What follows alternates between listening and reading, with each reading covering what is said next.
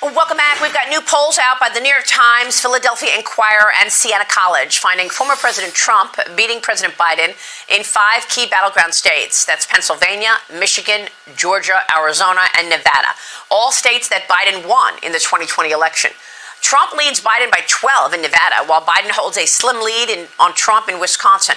A new Florida Chamber of Commerce survey shows Trump with a 9-point lead on Biden in Florida, after last month when Biden claimed that Florida, quote, is in play. Joining me now is Florida Congressman Carlos Gimenez, a member of the House Armed Services, Homeland Security, and Select Committee on China. Congressman, good to see you. Is Florida in play?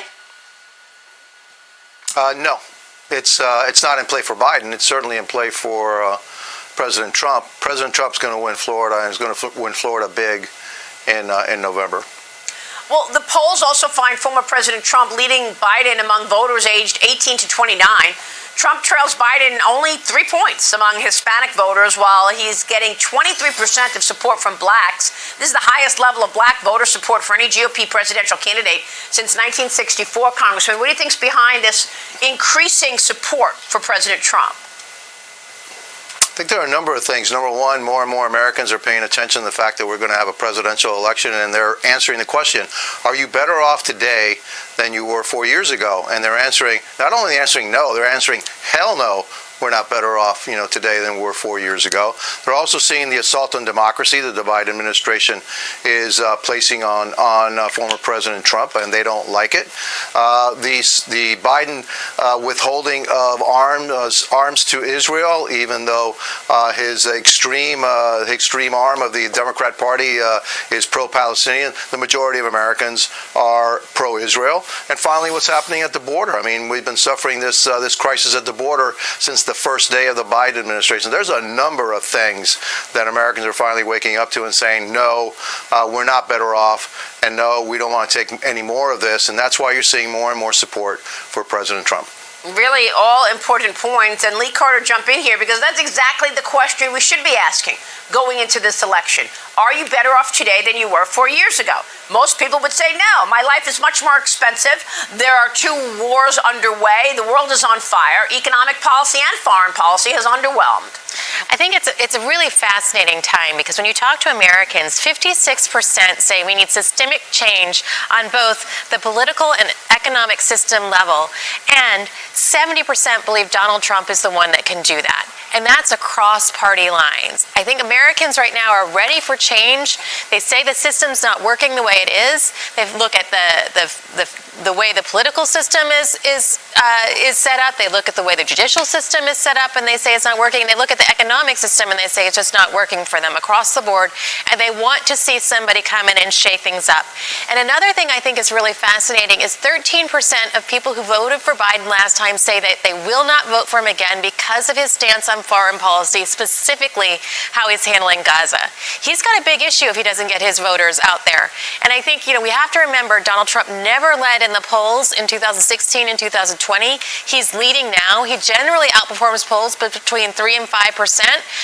And so I think Biden is in much more trouble than any of these polls suggest right now. Great point. Now, go ahead, Congressman. Yeah, she's absolutely right. I mean, President Trump, there's some people who still, have a hard time saying, yes, I will support President Trump. Some. And that's probably about 2 to 3 points. And so now the fact that he's actually up in the polls, that's very, very significant. And so, I think that the president is actually doing better than the polls suggest. And he's going to do better here in Florida than 9 points. I'll tell you that. Florida is red. Florida is going to be for Trump. And hopefully, we can continue this momentum, because we need President Trump in the White House. We see what's happening to us here in America and America around the world, and we need peace in the world. And the only one that can bring that peace to the world, certainly not Joe Biden, it's President Donald Trump. It's funny to see Joe Biden take a page out of President Trump's playbook on so many things, whether it be, I'm thinking about executive order at the border, or no, I'm thinking about tariffs. President hasn't done anything about any of this in the last 3.5 years, but now, 6 months before an election, we hear the Biden administration is expected to announce new tariffs on electric vehicles, solar panels, semiconductors, and medical supplies imported from China. We're expecting that today. Fox Business's White House correspondent Edward Lawrence questioned the White House about this yesterday and why Biden is adding to the tariffs to Chinese goods after previously criticizing President Trump for doing the same. Watch this. So in July of 2019, then candidate Biden said that tariffs on China are abusive policy. Has the president changed his mind and now believes tariffs work? We have always had concerns on China's unfair trade policies. We've been very clear about that.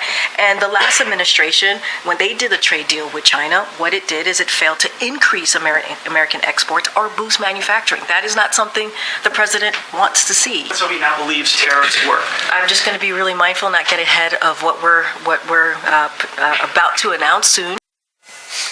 Yeah, I don't know if I'm buying it that we're actually going to see any of these tariffs materialize in the first place. But here's President Trump when I first asked him about tariffs back in February of this year. Watch this.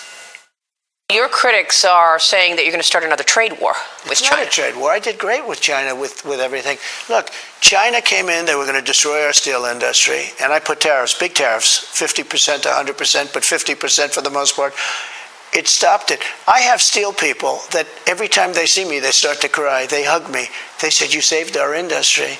But now we're letting it go. Now the Washington Post is saying that you're talking about 60% tariffs on Chinese goods. Is that in the cards? No, I would say maybe it's going to be more than that, because we're going to have, look, I want China to do great. I do. And I like President Xi a lot. He was a very good friend of mine during my term. Well, look, COVID cover-up, intellectual property when theft. COVID came, the list it was is long from our number one adversary, so I don't know if he's a friend.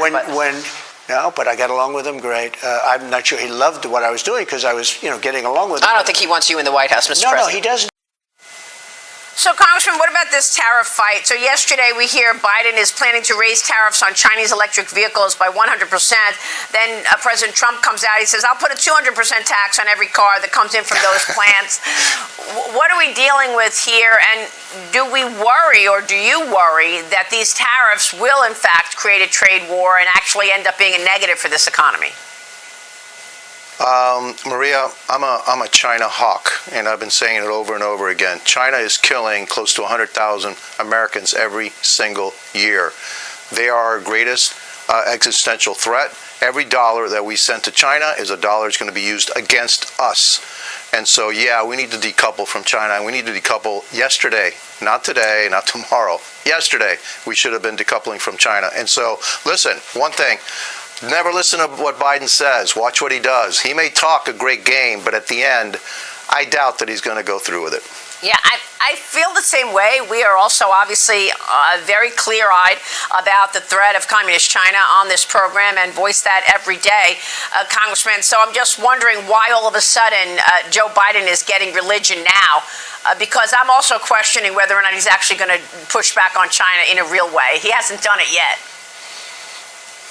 Right. Now, again, never listen to what he says. Watch what he does. I mean, he makes great statements, but then there's the fine print underneath that says that all of this is all baloney, because over here on the fine print, this has no effect because, again, Joe Biden hasn't made the right decision in 50 years. He's not going to make it now. Everything he does is against American interests. Well, we saw that same thing with the ironclad statement, right? Ironclad, and then he holds back weapons to Israel. Congressman, thank you. We'll be following all of that and certainly following your work, Carlos Gimenez. Stay with us. We'll be right back.